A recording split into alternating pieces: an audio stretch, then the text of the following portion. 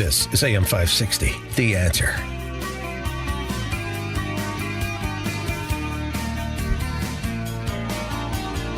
Top of the morning, Dan and Amy. The move to recall Gavin Newsom that is afoot in California, not the only recall effort happening in a blue state. We got one here in Illinois.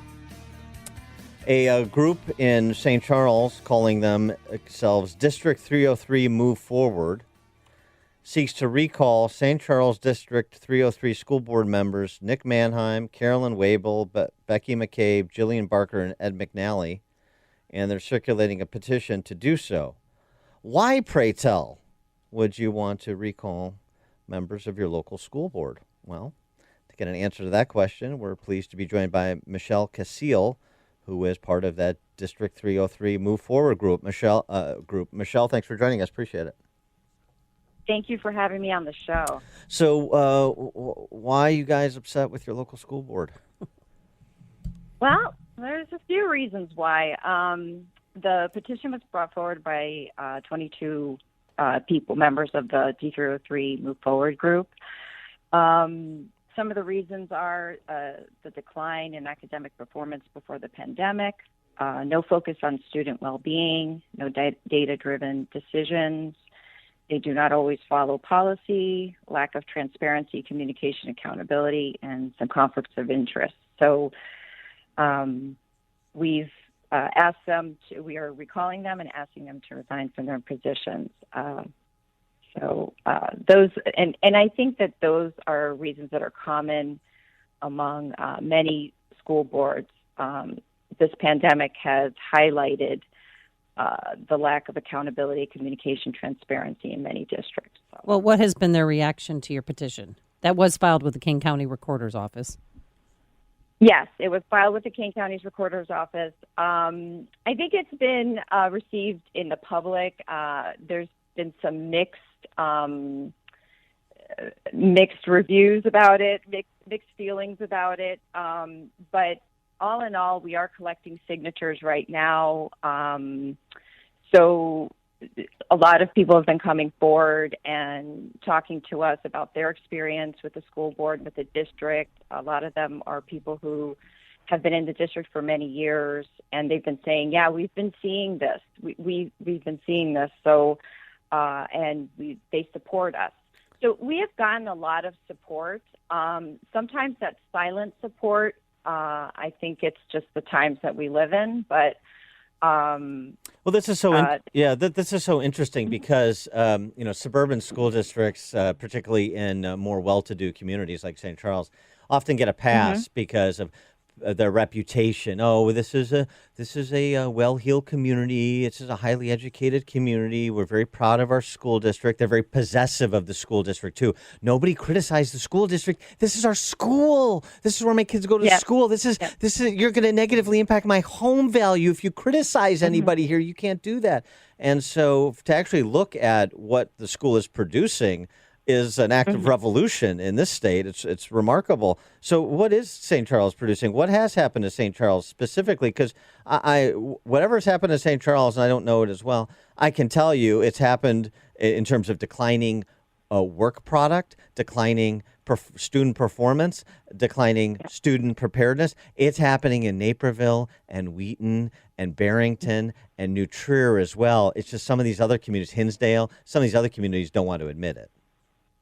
Yes, and I could cite two examples of the top reasons why, and it's academic performance. Before the pandemic, we were in decline, and we, another group that I manage, that I administer, is Citizens for D303 Accountability, and we talk a lot about academic performance.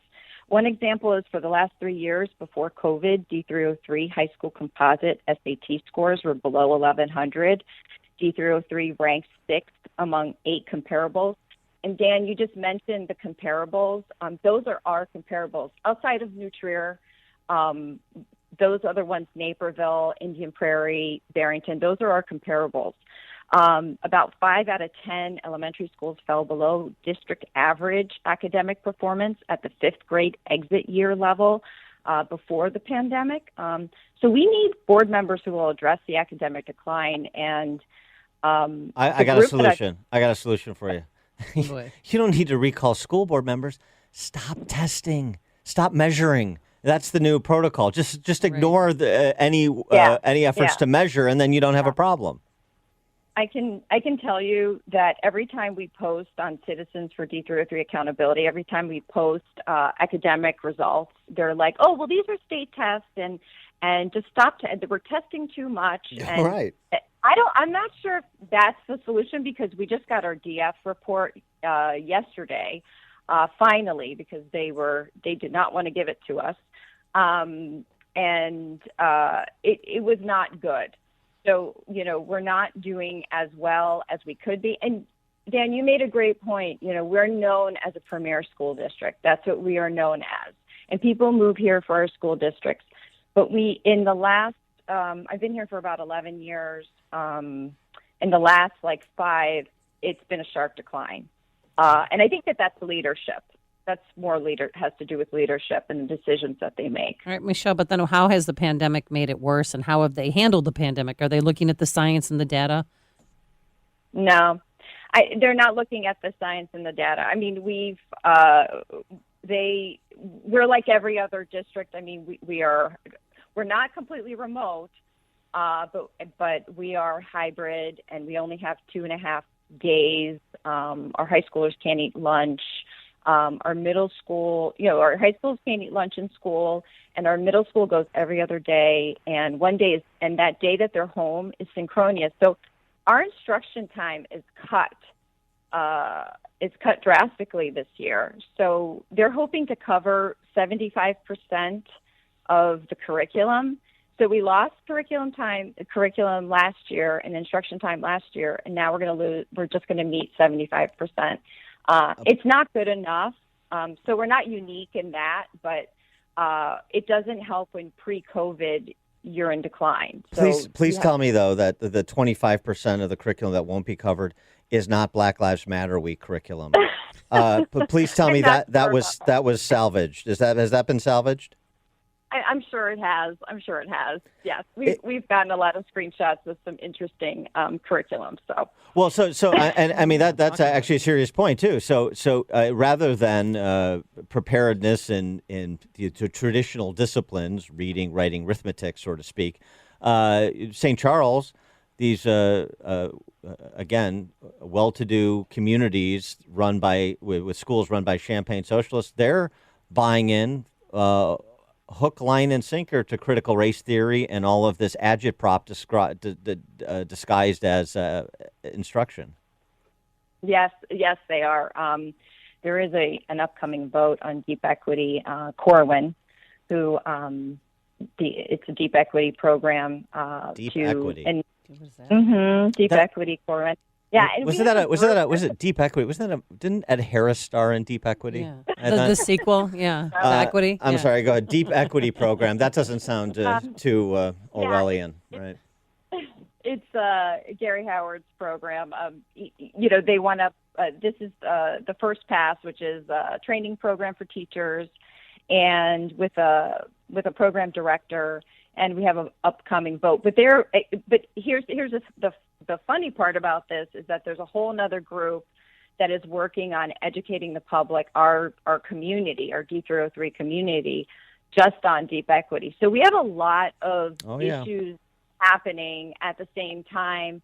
And the D303 Move Forward is an extension of our Reopen group. It kind of came out of the Reopen Schools group. That is another big issue, another big vote, and it makes it very difficult when parents cannot go, are limited to go in and speak and interact with our administrators, interact with our board members. I'll tell you what, on that score, there's actually a model from New Trier to follow. It's not the school districts, it's this New Trier Neighbors group that was started up there, sort of like your Move Forward group in 303. And when they wanted to do I Hate White People Instruction Day at New Trier High School, they said, that's fine. You can bring in the people who want to call every person who's white an oppressor just because they're white, and every person who's a minority a victim just because they're a minority. You can do that if you want, but you have to expand the presenters to include respected civil rights leaders and black academics who don't hold that position, the Bob Woodsons and the Walter Williamses, God rest his soul, and the Thomas Souls of the world, Jason Riley, John McWhorter. I could go on because we've had them all on this program. And now we've got another one, Mark Robinson, who's the newly elected lieutenant governor in North Carolina, first black lieutenant governor of North Carolina. He is railing against the critical race theory instruction in North Carolina schools, talking about how that all this critical race theory that's being taught at the second grade level there's no reason why we should be trying to teach second graders about the complex issues of race. Those children have enough on their plate learning how to read, write, and do mathematics. So maybe you can bring Mark Robinson in. But my point is to say, rather than trying to play their game of saying, I'm against the Black Lives Matter week, and so let's fight whether or not we should have that. No, you have yours, and you present your ideas, and then let us present people that are equally credentialed and have just as much, if not more, standing to talk about race issues, to present their ideas, and let's have the students hear both sides, and let's see how that works out for the critical race theorists. Yeah, no, I agree, and I think what they're missing here is that the diversity, especially for our school board, we need more diverse backgrounds on the D303 board. We need more people who have professional experience with making data-driven decisions and accountability mechanisms like strategic plans to even come to the table, have a different perspective or a more wide-range perspective coming to the table, because right now we have a lot of, we have some board members with an educational background, board members who have not been in the professional world practicing, for years. We only have one professional on the board, and she is not being recalled because she's demonstrated at the board table that she wants to hold the superintendent accountable. She wants to address academic decline and focus on student well-being. So we need more board members like that. And I think I think you make a great point, Dan, before you start bringing in all these programs and changing curriculum, bring the diverse perspectives at the board table and let them talk about it, let them talk to their constituents about it, to parents and the public, and really see what kind of a student body you have as well. I mean, we, like every other school, we have bullying issues, we have vaping issues, we have all those issues, but I haven't seen, I'm sure that we do have race issues, racial tension or racial issues that happen, but are they rampant? Do they require programs like this? I'm not quite sure. And I don't think the board, and here's my point, I don't think the board has even asked that question of the public. Of course so not. Yeah, of course right? not. They're too afraid to ask that question. Yeah. And so the recall effort, for other people listening, like we had a couple guys running for school board in 214 in the Northwest Burbs on the other day, and they're providing an example. You're providing an example. Your group is. So people hearing this and saying, well, I don't want to run for school board, but I'd be happy to take out some people who are on the school board through the legal process. And so the recall effort, what does it entail? What are you guys doing? So basically, we're gonna ask them to resign. We're following the governor's process basically, which is collecting 5% of the last signatures from the last election, and we're going to ask them to resign formally.